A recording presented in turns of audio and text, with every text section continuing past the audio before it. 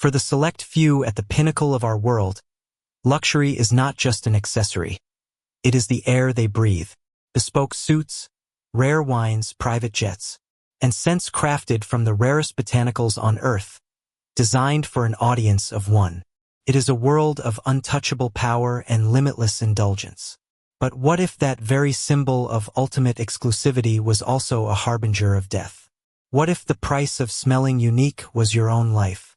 13 men of immense wealth and power, all dead. The only thing connecting them, a mysterious, intoxicating herbal fragrance. Before we uncap the bottle on this chilling investigation, please ensure you have subscribed to our channel and activated notifications. This is a story whose secrets you will want to follow to the very last drop. The death of Julian Croft was announced to the world not with a bang, but with the quiet, respectful hum of a market correction. At 49, Croft was a titan, a predator in a Seville row suit who had built his private equity empire, Croft Acquisitions, on the bones of weaker companies. His death, therefore, was first and foremost a financial event. But for Detective Isabella Izzy Rossi, it was something else entirely. It was a puzzle. She stood in the master bedroom of Croft's penthouse apartment, a glass and steel temple to wealth perched 60 stories above the glittering city. The air was cool and sterile, smelling faintly of leather and lemon polish. But underneath that, there was another scent. It was subtle yet pervasive, a fragrance unlike anything she had ever encountered, deeply herbal, with notes of damp earth, night-blooming flowers, and something faintly spicy, like crushed cardamom pods. It was complex, elegant, and deeply unsettling. Julian Croft lay on his 1,000-thread-count Egyptian cotton sheets, dressed in silk pajamas. His eyes were closed, his hands rested peacefully on his chest, and his face was relaxed, almost serene. There were no signs of a struggle, no forced entry, no pill bottles, no suicide note, no marks on his body. The initial report from the paramedics had been a suspected aneurysm or a massive, silent heart attack. It was a peaceful death. Too peaceful. Anything? She asked Dr. Alastair Finch, the city's chief medical examiner, a man whose weary eyes had seen every conceivable form of human demise. Finch shook his head, running a gloved hand over his bald scalp. It's the damnedest thing, Izzy. Vitals from his checkup last month were perfect. He had the heart of a 30-year-old. No signs of trauma, no petechial hemorrhaging to suggest asphyxiation. From all outward appearances, he simply stopped, went to sleep, and never woke up. People don't just stop, Al, Rossi countered, her gaze sweeping the room. It was a space of meticulous order. A half-finished glass of water on the nightstand. A book, a biography of Rockefeller, lay face down. A pair of handmade leather shoes were perfectly aligned by the closet door. And what's that smell? Finch sniffed the air. Some kind of high-end air freshener? Cologne? You know these types. Probably costs more than my car. Rossi wasn't so sure. The scent didn't feel artificial. Felt ancient, organic. It clung to the curtains, the carpet, the very air. It was the only thing in the entire pristine apartment that felt out of place. The next 48 hours transformed the puzzle into a terrifying pattern. First came the news of Marcus Thorne, the real estate magnate, found dead in his bed in his Long Island mansion. Same circumstances. No struggle, no obvious cause, a look of serene repose. The local police reported a strange, aromatic herbal smell in the room. Then came Stephen Bennett, the shipping tycoon, discovered in his suite at the Four Seasons. Again, the same story. A peaceful death, a mysterious fragrance. By the time the fourth victim, a hedge fund manager named Richard Sterling, was found, the city's elite were in a full-blown panic. The media had a new name for the killer, the Sandman, a phantom who could enter the most secure locations on Earth and leave behind nothing but a dead body and a lingering, exotic scent. Rossi's precinct became the headquarters for a multi-agency task force. The conference room wall was a growing collage of the dead. 13 men, all titans of industry, all in their late 40s or early 50s, all found dead in their beds, and all connected by that single strange olfactory clue. The initial toxicology reports on the first few victims had come back clean. Whatever was killing these men was not in any standard database. It was a ghost. There has to be a link, Rossi insisted, pacing in front of the wall of faces. Her partner, Detective Mike Chun, a solid by-the-book cop, was inputting data into a spreadsheet. These aren't random. They were targeted. What did they have in common? They had everything and nothing in common. They belonged to different country clubs, served on different corporate boards, lived in different exclusive neighborhoods. For days, the team chased dead ends. Secret societies, business deals gone sour, mistresses. Nothing connected all 13 men. The break came from an unexpected source. An intern in the cybercrimes unit tasked with the thankless job of scouring the victims' digital lives. He was analyzing the metadata from their personal laptops and phones.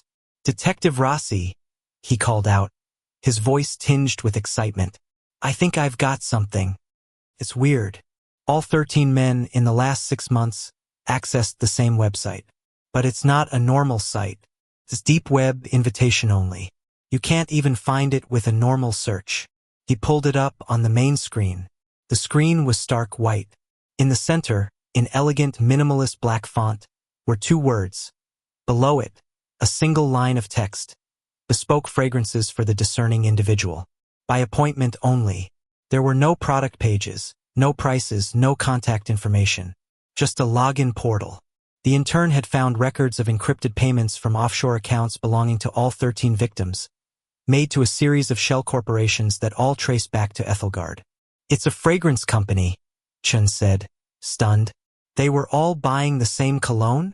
"No," Rossi said, her eyes fixed on the screen, a chill running down her spine. "Bespoke. That means custom. Each one was unique." She turned to face the team, the pieces clicking into place with a horrifying snap. The fragrance wasn't just a clue left at the scene. The fragrance is the murder weapon. The room fell silent. The idea was audacious, brilliant, and terrifying. A killer who could craft a unique, personalized scent for each victim.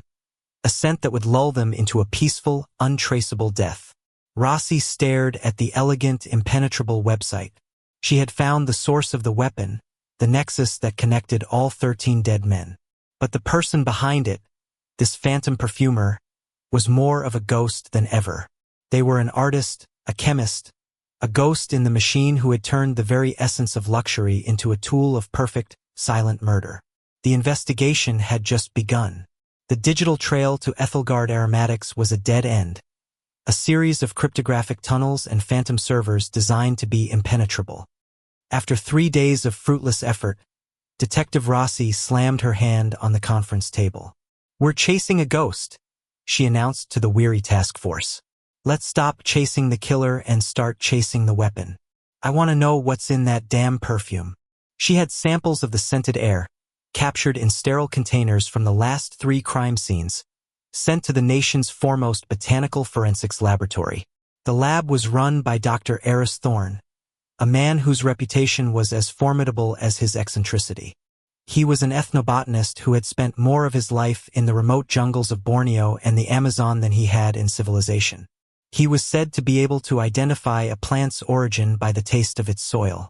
Rossi met him in his lab, which was less a laboratory and more a chaotic, climate-controlled jungle.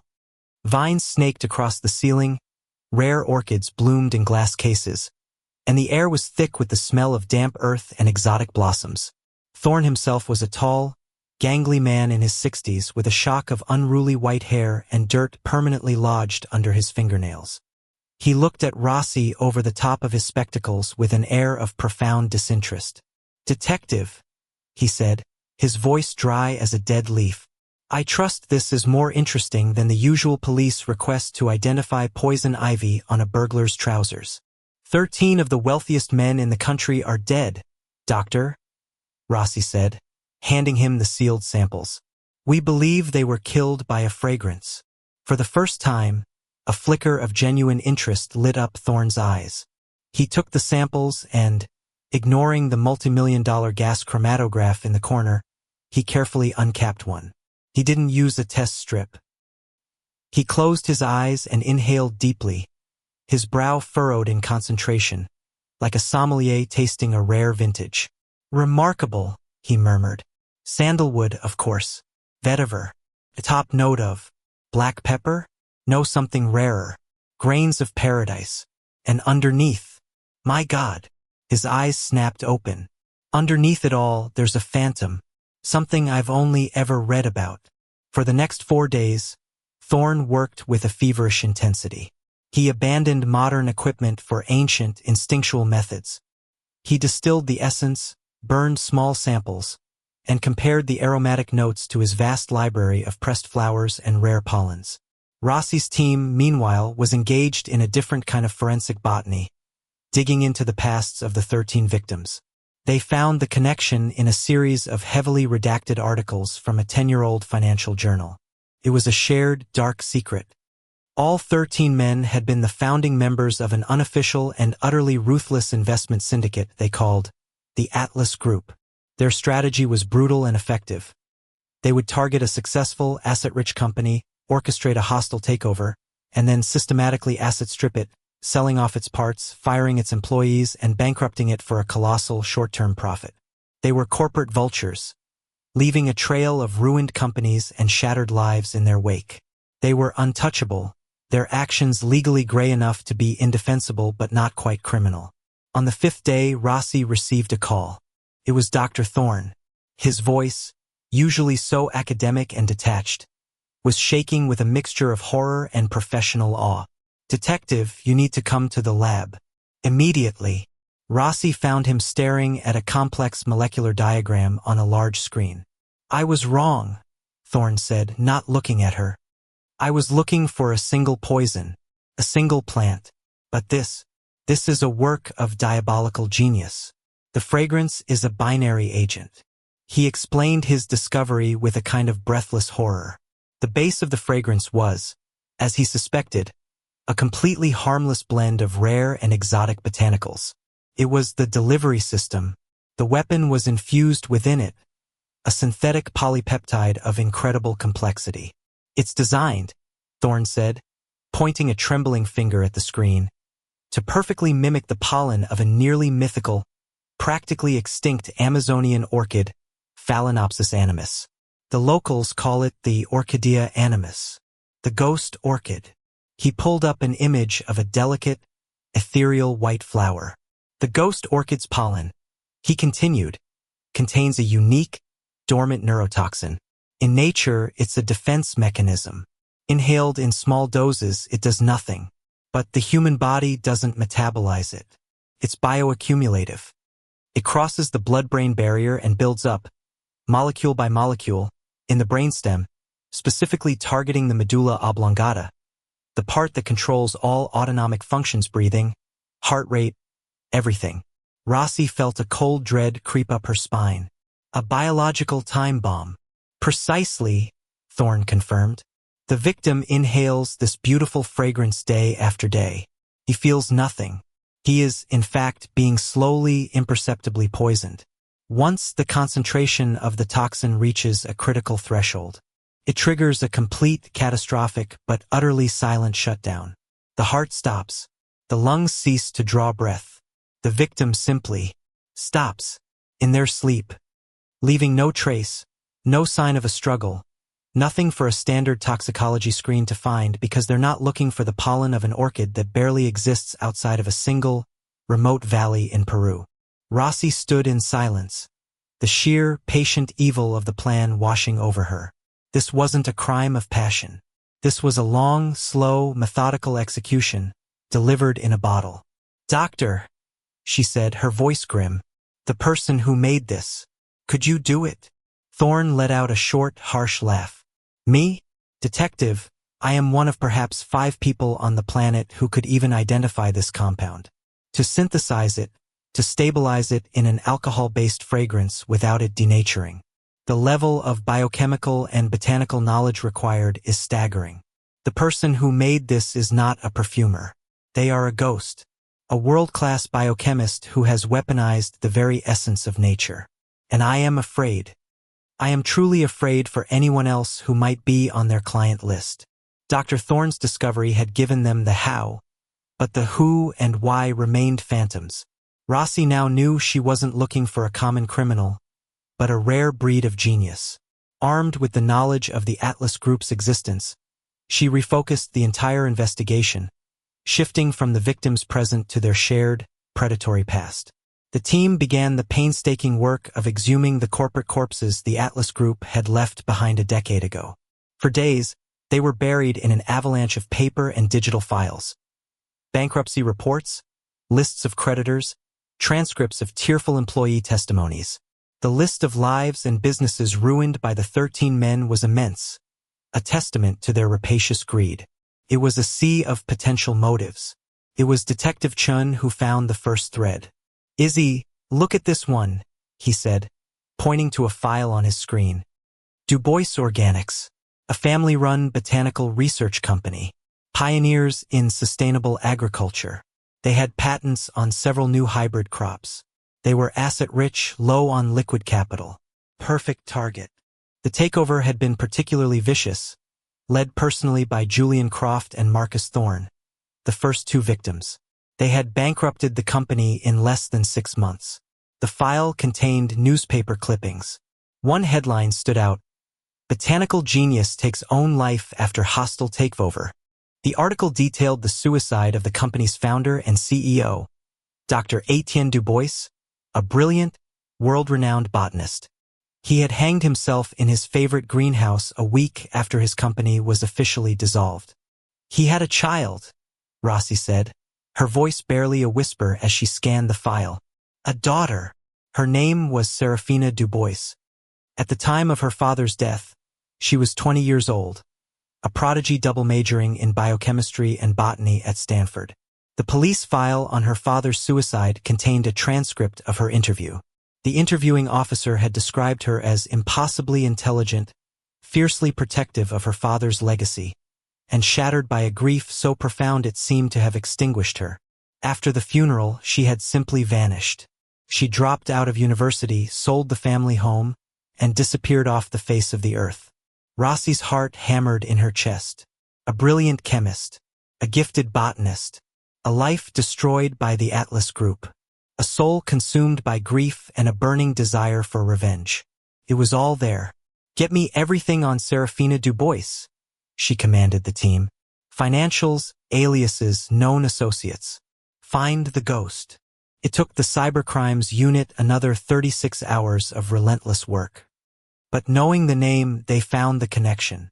A single, almost perfectly hidden digital breadcrumb. 8 years ago, a small, independent trust fund that Serafina had inherited from her grandmother was used to fund the first in a series of shell corporations. That corporation's sole purpose was to register the domain name and servers for a new, private company. Ethelgard Aromatics. "We've got her," Rossi breathed. Serafina Dubois was the perfumer. The final piece of the puzzle fell into place when the cybercrimes unit, armed with this new information, finally broke through the master encryption on the Ethelgard server. What they found was not just a client list. It was a manifesto of hate. It was a single, meticulously organized file. It contained the names of all 13 founding members of the Atlas Group. Next to each name was a detailed dossier, a psychological profile detailing their vanities, their fears, their weaknesses. There were notes on their favorite foods, wines, and, most importantly, their scent preferences. Serafina had studied her targets for years, learning them, understanding them, discovering what would appeal to their massive egos. For Julian Croft, a scent that spoke of power and old leather. For Marcus Thorne, one that evoked coastal breezes and rare woods. Each bespoke fragrance was a personalized death sentence. Rossi stared at the list on the main screen, a profound chill settling deep in her bones. The 13 victims all had a neat, red line drawn through their names. It was a hit list, and it was complete. But then Chun pointed to the bottom of the screen. "Izzy, look." Below the 13 names, there were 2 more. Lawrence Hayes, a venture capitalist, and Michael Chun, a former banking CEO. Their names were not crossed out. A frantic check of their files confirmed Rossi's sudden fear. They were both original members of the Atlas Group who had retired and moved abroad years ago. "Get me their current whereabouts," Rossi snapped. The answer came back minutes later, sealing their fate. Both men, after years of living in the Cayman Islands and Switzerland respectively, had returned to the city within the last month for the first time in a decade. The red lines on the ledger weren't a record of past kills. They were a checklist. And the Sandman's work wasn't finished. The discovery of the 2 remaining targets transformed the investigation into a frantic, high-stakes race against time. The conference room, once a place of methodical analysis, became a whirlwind of urgent phone calls and frantic keyboard clicks. "Find them. Now!" Rossi commanded, her voice cutting through the controlled chaos. "No sirens, no marked cars. I want plainclothes units at their residences yesterday. Get them out, get them secure. I don't care what it takes." Lawrence Hayes, the retired venture capitalist, was found at his palatial brownstone on the Upper East Side. Michael Chun, the former banker, was located at a 5-star hotel where he was staying under an alias. Within an hour, both men, bewildered and terrified, were whisked away in unmarked black sedans to a secure federal medical facility, a place with its own hermetically sealed air supply. They were alive. They were safe. A wave of relief washed over Rossi. They had beaten her to it. But Rossi knew Serafina was still out there. She was a ghost, and they needed to find her sanctuary. She pulled the old property records for the now-defunct Dubois Organics, poring over satellite maps and deeds. There, listed as a forgotten asset, was a remote, 10-acre property in the Catskill Mountains, described only as an experimental agricultural research station. A shell company connected to Serafina had purchased it for cash 8 years ago. "That's it," Rossi said to Chun. "That's her lab. Her Eden." The raid was launched at dawn. Rossi led a heavily armed SWAT team, their black tactical gear a stark contrast to the lush, green wilderness. They approached the property on foot, moving through the silent, misty forest. The structure itself was breathtaking. It was a massive, geodesic biodome, its glass panels glinting in the early morning sun like the scales of a sleeping dragon. It was a self-contained world of stunning beauty and unimaginable danger. The team breached the entrance and fanned out. The air inside was warm, humid, and thick with the scent of 1,000 exotic flowers. It was a paradise of the rarest and most deadly botanicals on Earth. Pitcher plants large enough to swallow a rat hung from the ceiling, and vibrantly colored poison dart frogs hopped casually across the pathways. In the center of this deadly Eden, they found her laboratory. It was a fusion of the ancient and the hypermodern. Rows of hand-blown glass apothecary jars filled with rare pollens and dried herbs sat beside gleaming stainless steel centrifuges and DNA sequencers. They found cooled vials of the finished, stabilized neurotoxin. They found her father's original research notes, filled with his elegant script, alongside her own, more precise and far more lethal calculations. And on the wall, framed like a diploma, was her father's suicide note. But Serafina was gone. The lab was pristine, showing no signs of a hasty departure. She had left willingly. On a large monitor in the center of the lab, a single video file was open, its icon a white orchid. Rossi, her heart pounding, clicked play. Serafina appeared on the screen. She was in her late 20s, with her father's intelligent eyes and an ethereal, haunting beauty. She was poised, her voice as calm and smooth as polished stone. Behind her, the lush, dangerous foliage of her greenhouse was visible. Her message was not a confession. It was a final, chilling lecture. "For 10 years, she began, her gaze direct and unwavering, I have watched the men who murdered my father be celebrated as kings. They built their empires on the ashes of his dreams. They called it business. I call it a plague, a sickness of greed that destroys everything pure and beautiful in this world. The world of men and their laws could not touch them. So I turned to a higher, older law, the law of nature." She smiled, a sad, knowing smile that did not reach her eyes. "You believe you have saved Mr. Hayes and Mr. Chun. You believe you have won. But you are thinking in terms of hours and days. My work operates on a scale of months and years. Their bespoke fragrances, their personalized extinctions, were delivered to their homes abroad long before they ever decided to return. The seeds were planted. The bloom has been growing within them all this time. It is only a matter of when, not if, the final petals fall. My work is done. The video ended, leaving Rossi and the entire SWAT team in stunned silence. Just then, her satellite phone buzzed. It was Chun, his voice grim and hollow. "Izzy, we lost him. Hayes just collapsed. He was talking to the doctors 1 minute, and the next he just stopped. They're calling it a massive, spontaneous cardiac arrest." The truth hit Rossi with the force of a physical blow. They hadn't been hunting a killer in a race against time. They had been nothing more than spectators, arriving just in time to witness the final, inevitable act of a plan set in motion a lifetime ago. They hadn't failed. They had never even been in the game. The death of Michael Chun came 12 hours later. He passed away peacefully in his sleep, surrounded by the best medical technology in the world, inside the most secure room on the eastern seaboard. He was the 13th and final victim. Serafina's work was, as she had promised, complete. The case was a spectacular failure for the department. The media had a field day. The city's wealthy elite, once paragons of untouchable power, were now haunted by the knowledge that their own bespoke luxuries could be turned against them. Their invincibility had been an illusion. Rossi, however, couldn't let it go. The case had burrowed under her skin.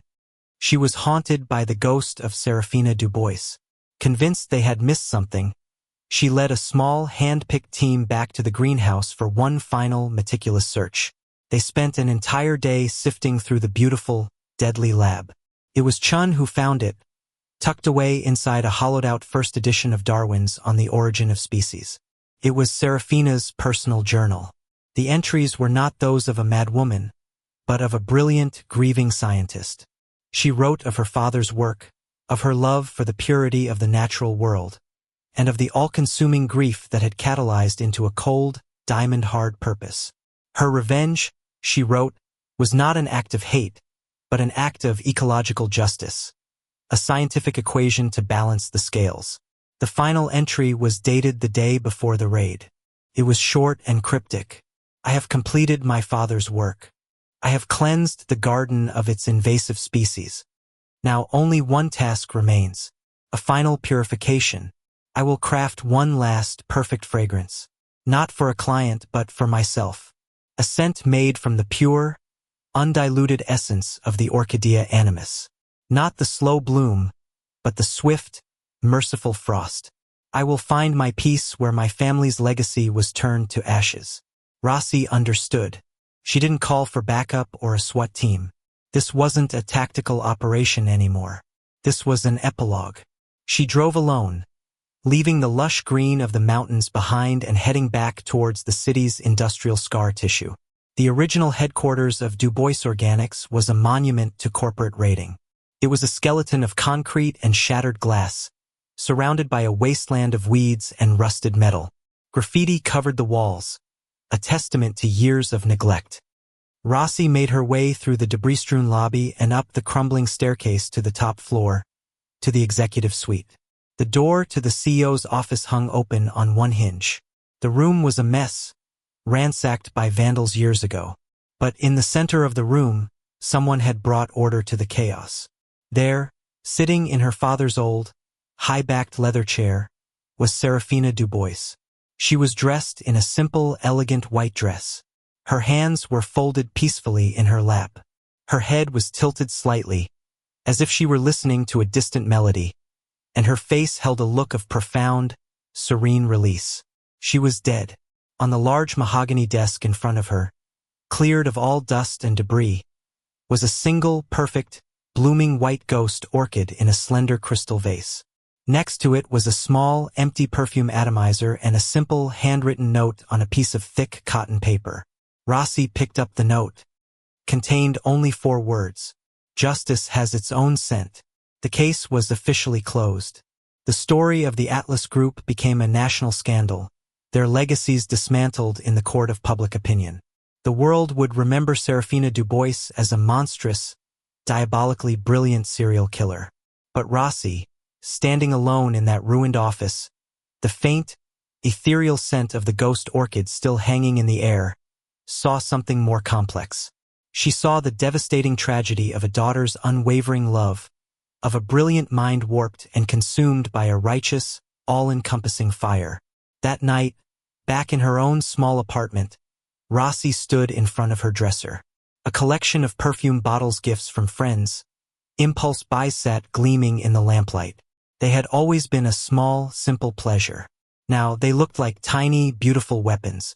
She picked up her favorite, a scent of jasmine and sandalwood. She uncapped it, brought it to her nose, and then, after a long, contemplative moment, she walked to the bathroom and poured the entire contents down the sink, forever changed by the dark and silent secrets that a simple fragrance could hold.